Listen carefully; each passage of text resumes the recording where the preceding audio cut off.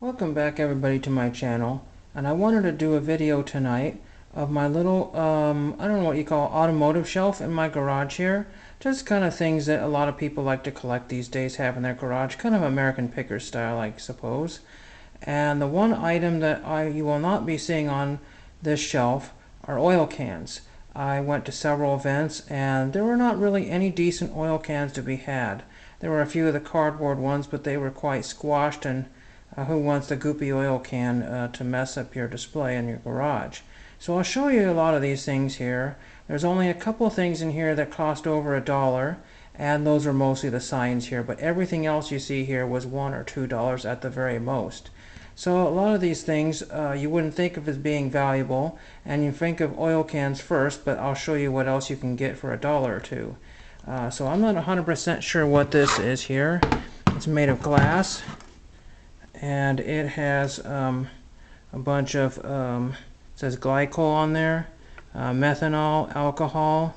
So it's for measuring something, and this wheel turns. I forgot the name of this. It's been so long since I looked at the shelf, and it moves the different readings here for ethanol, and then it's some sort of gauge or filter. It's really old. I wouldn't surprise me if this was from the 50s. It's made out of metal, glass, and very little plastic, except for I think this window here is plastic. So that's really pretty cool. I got some 1940s or 1950s. These were $1.65. I'm guessing they're from the 50s, and these are wiper blades. I did not pay $1.65. I think I got them for less than the original price. So that's quite amazing. And look at that ancient GM logo. Very cool to have here. Very cool. The original blades in the original boxes. I believe those were $1 a piece. I couldn't say no to that. Then I got this Ever-Ready battery tester. That was not very much. That was probably about 50 cents, if I guess.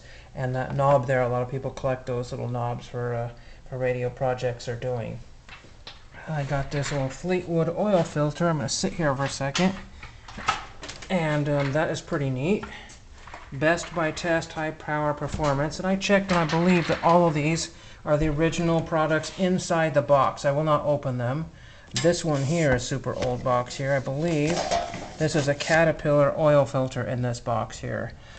It says exactly handle, new elements, some sort of fuel filter or what have you. Haven't looked at this in a long time ago, but it's made by Caterpillar right here, Caterpillar part. This is probably at least the 50s. Very old. Then I got a standard ignition product in the box here. That's really pretty neat. Just for the box alone, you could easily pay $1 or $2 just for the box. We have what we got here, DuPont aircraft rivets. That's really pretty cool.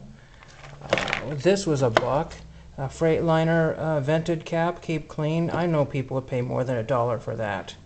This was quite pitted, but I think it was $2. It's Ford 600. Just kind of a service truck, that's all. We got some sort of Rockwell gauge here. How many gallons? So that's pretty neat. Again, that was probably $1.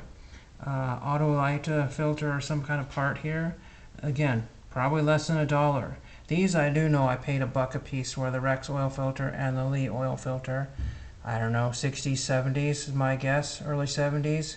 Just let me know on these things. I haven't looked at these for many years. These are cool. These are connecting rods, I believe, and these are Dodge Plymouth Chrysler DeSoto. I'll just take one out of the box here. I don't know if that's the original part there, but it looks pretty good. Well, there's a bit of GOP on there, so I don't know. I'm not sure. So if those were the replaced ones or what, but it looks like it says Dodge Brothers on there, so that's pretty cool. Or Dodge on there, I think so. That is for the connection rod assembly. So that was really pretty cool, and I got 2 of those, and I think they were $1 a piece. Quite heavy. What else do we have here on the shelf here? We got this Smithway sign. If anybody knows what Smithway is, I paid $10 and I hated to do it, but they're the one who sold it to me. Or I don't know what they were going on about, but they mentioned something and told me I was getting a good deal for this cast aluminum Smithway sign. This is always fun to have, this black flag sprayer. I found this at a Goodwill by the pound type store. I thought that was really cool. And there's supposed to be a little thing down here. There isn't, but it's just a nice shelf display. I got this really cool Hastings filter with this awesome dude on it, and it goes one of those Great Oregon Steam Up things. The Great Oregon Steam Up has unfortunately been canceled this year, but you can find boxes upon boxes that are filled with old car and auto parts for $1 a piece, maybe $2, sometimes a quarter. That might have even been a quarter for that. I don't know, but I just had to take it for the box. And the stuff is still in there, the Hastings filter. This is pretty cool. This is a caution, do not stick your fingers in the rollers sign. I bought that many years ago at an Army swap meet, so that was really pretty cool. I think I paid $1 for that sign. EMSCO, if anybody knows what EMSCO is, I've totally forgotten what this porcelain enamel sign was.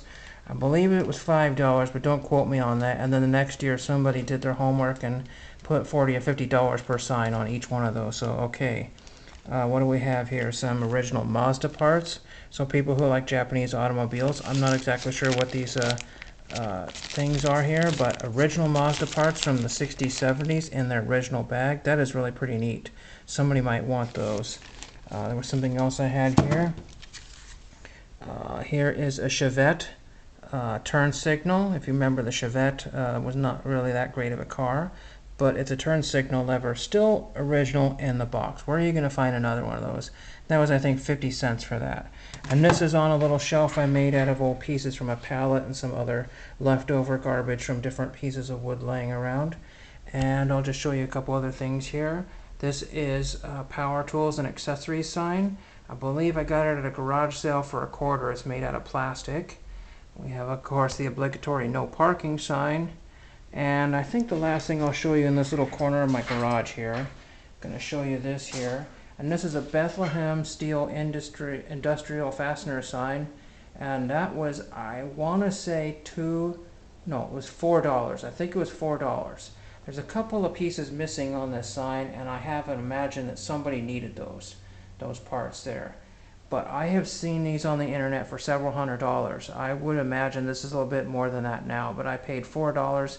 And then the people came back next year at the swap meet and everything was 10 times. So really pretty neat stuff. If you have any suggestions or things that I can add to my collection here, I did not show any hubcaps that I have laying around. No, that is not the Sinclair dinosaur there, but that's kind of cool.